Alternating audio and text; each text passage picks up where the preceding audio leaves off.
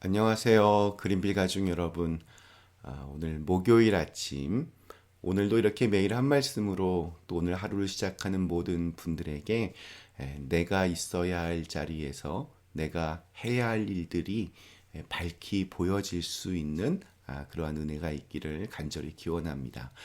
자, 오늘 저희는 사무엘상 4장 우리 12절에서 18절의 말씀으로 함께 오늘 아침을 시작하도록 하겠습니다. 사무엘상 4장 12절에서 18절의 말씀.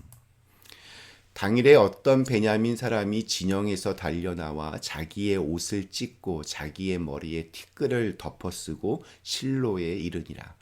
그가 이를 때는 엘리가 길 옆 자기의 의자에 앉아 기다리며 그의 마음이 하나님의 괴로 말미암아 떨릴 즈음이라. 그 사람이 성읍에 들어오며 알림에 온 성읍이 부르짖는지라. 엘리가 그 부르짖는 소리를 듣고 이르되 이 떠드는 소리는 어찌 됨이냐. 그 사람이 빨리 가서 엘리에게 말하니 그때 엘리의 나이가 98세라. 그의 눈이 어두워서 보지 못하더라. 그 사람이 엘리에게 말하되 나는 진중에서 나온 자라. 내가 오늘 진중에서 도망하여 왔나이다. 엘리가 이르되 내 아들아 일이 어떻게 되었느냐. 소식을 전하는 자가 대답하여 이르되 이스라엘이 블레셋 사람들 앞에서 도망하였고 백성 중에는 큰 사륙이 있었고 당신의 두 아들 홈니와 비느하스도 죽임을 당하였고 하나님의 괴는 빼앗겼나이다. 하나님의 괴를 말할 때에 엘리가 자기 의자에서 뒤로 넘어져 문 곁에서 목이 부러져 죽었으니 나이가 많고 비대한 까닭이라. 그가 이스라엘의 사사된 지 40년이었더라. 아멘. 자, 오늘 말씀의 주인공은 엘리입니다. 그는 무려 40년이라는 긴 시간 동안 이스라엘의 영적인 지도자였습니다. 그러나 그의 비참한 죽음은 많은 것들을 생각하게 합니다. 블레셋과의 전쟁에서 참패했습니다. 심지어 두 번째 전투에서는 하나님의 언약궤까지 들고 나갔는데 전쟁에서는 지고 언약궤는 빼앗기고 엘리의 두 아들은 전쟁터에서 죽었습니다.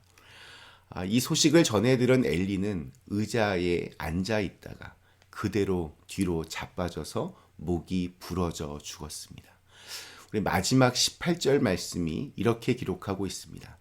하나님의 괴를 말할 때에 엘리가 자기 의자에서 뒤로 넘어져 문 곁에서 목이 부러져 죽었으니 나이가 많고 비대한 까닭이라. 그가 이스라엘의 사사가 된 지 40년이었더라.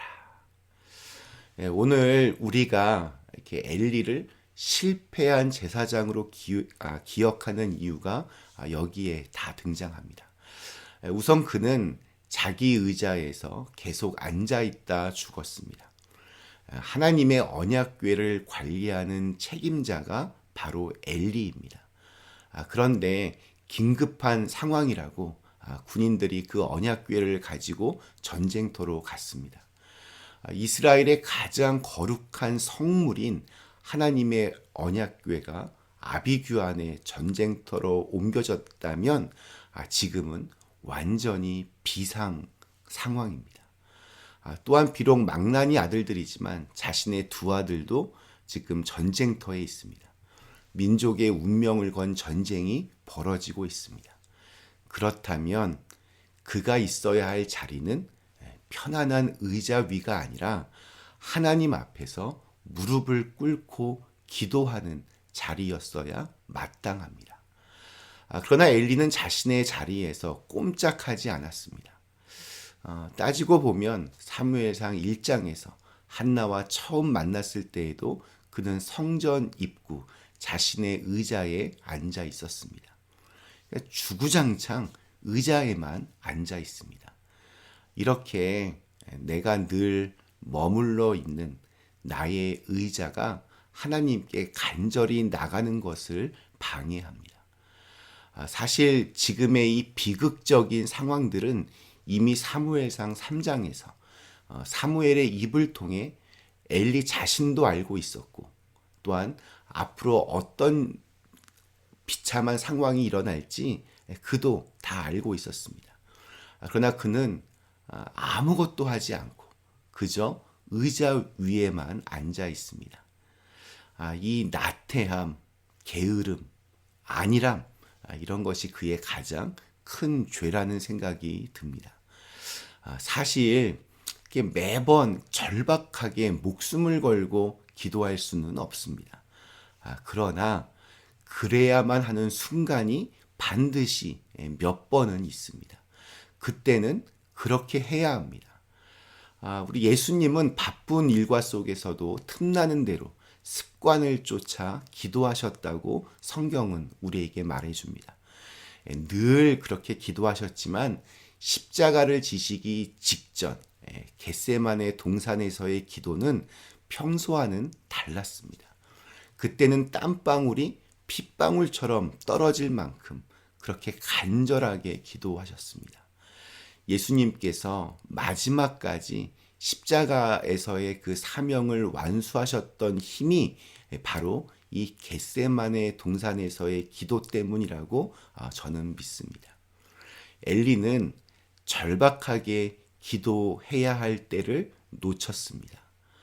한 번이라도 간절하게 그렇게 기도했다면 자연스럽게 회개의 기도가 나왔을 것이고 엘리가 진심 어린 회개를 드렸다면 하나님은 분명히 그에게 새로운 기회를 주셨을 것 같습니다. 그러므로 오늘 우리는 이 기도의 자리로 나가지 못하도록 발목을 잡고 있는 내 의자가 무엇인지를 좀 곰곰이 생각해 보았으면 좋겠습니다. 잘못된 습관일 수도 있고 지나치게 바쁜 번잡함 때문일 수도 있고 또 쓸데없는 불안과 두려움일 수도 있습니다. 내가 가지고 있는 돈일 수도 있고 내가 믿고 있는 인맥일 수도 있습니다.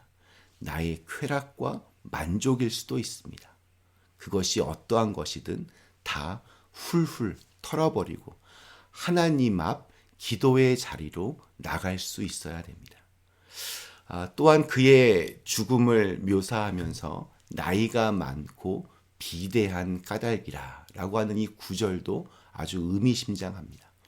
앞선 15절에는 98세 노인이기 때문에 눈이 어두워져서 보지 못한다라는 구절도 등장합니다.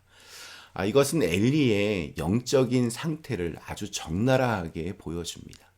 그리고 엘리 그 개인뿐만이 아니라 이스라엘 전체의 모습이기도 합니다.